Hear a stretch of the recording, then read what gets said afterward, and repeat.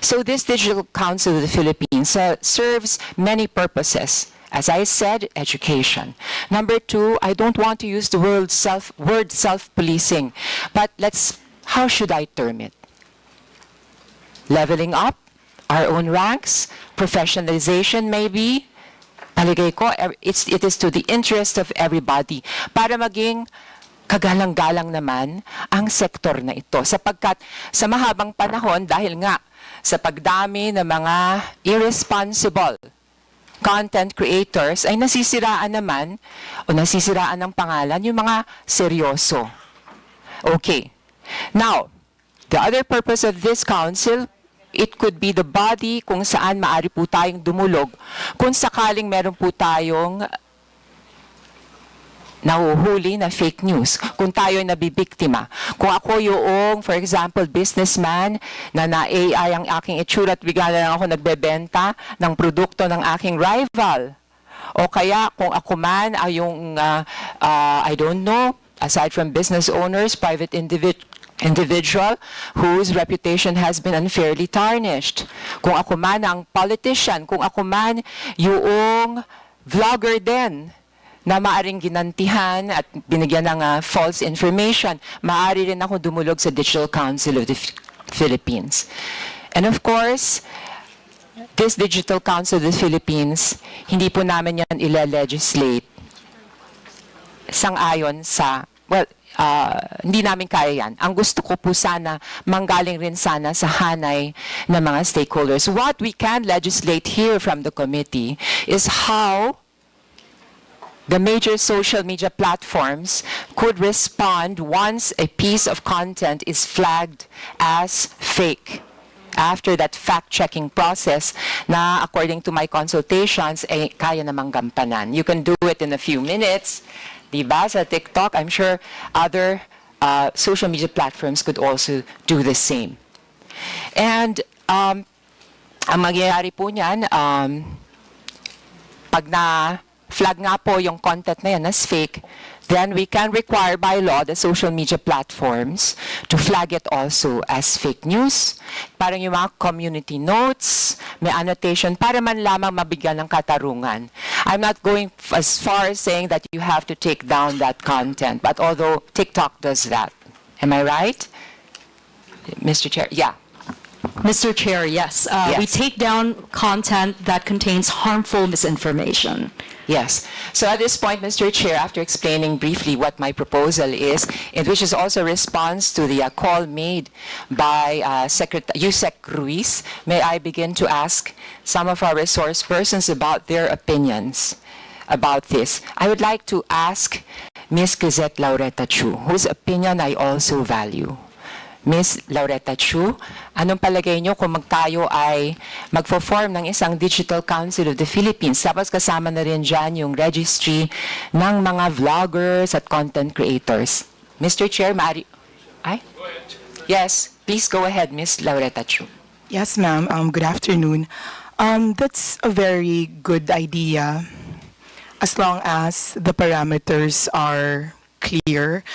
Like, for example, since what you want is to reduce the amount of fake news, we will have to come up with, it's a very good idea because then a lot of the people who have a massive following will also be accountable. But we just need to know what we consider massive following, how many people, kasi ma'am, ang problema dito, nabibili ang likes, nabibili ang following. So, posibleng, kunyari, sa Facebook nila, madaming likes, pero hindi naman totoong marami silang likes. Makikita nyo po sa engagement yon. If they have like 200,000 followers, but then they only have 3 people commenting, binili nila yon. So, ang dami pong problema doon kasi ma'am, when you're part of an organization, it gives you credibility. So when you do interviews, people will listen to you. Like congressman will give you time of day. Hindi nila alam na fake lang pala yung likes mo, fake lang pala yung engagement mo. So how do we delineate between real influencers and influencers who just bought their likes and engagement.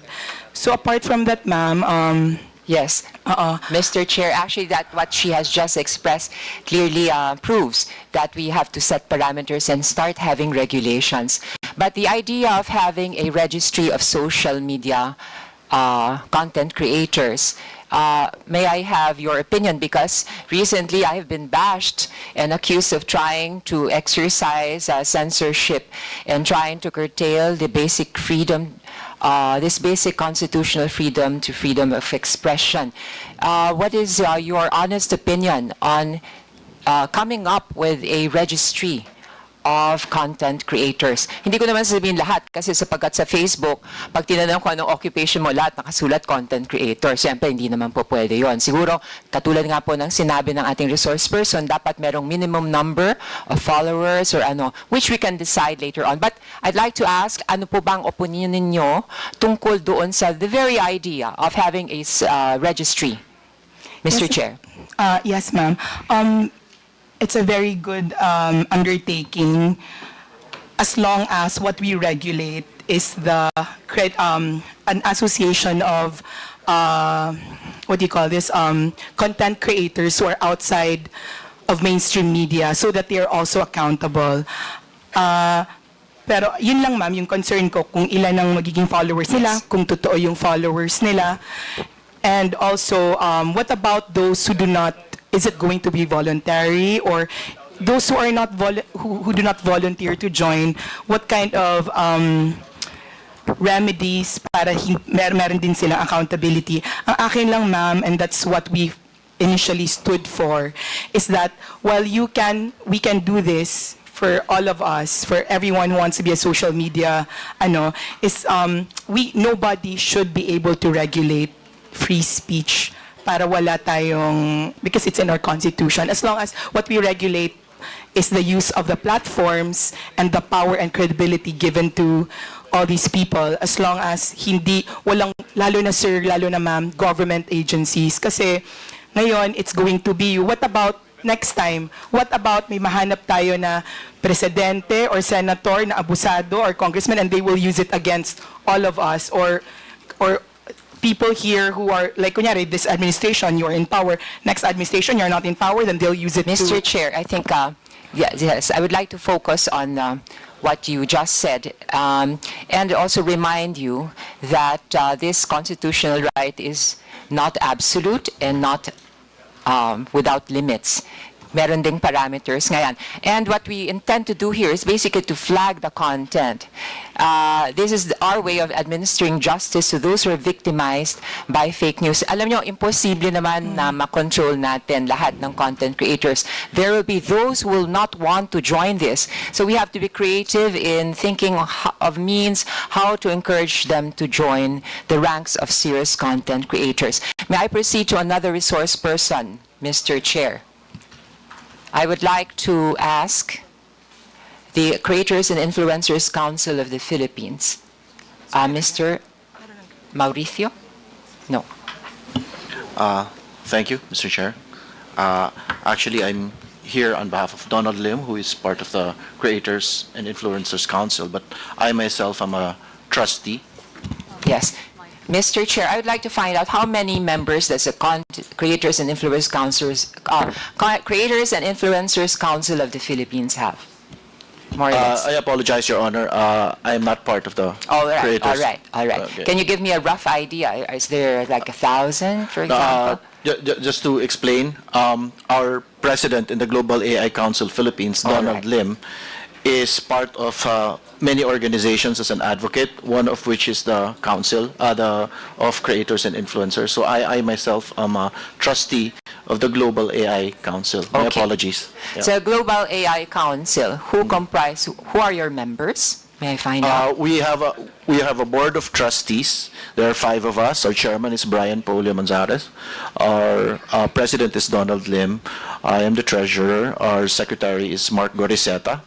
And our executive director is Kat Saladoni. What is the main function or objective of the Global AI Well, the mother Council? company in the U.S. is focused on governance and training. Our theme is AI for good.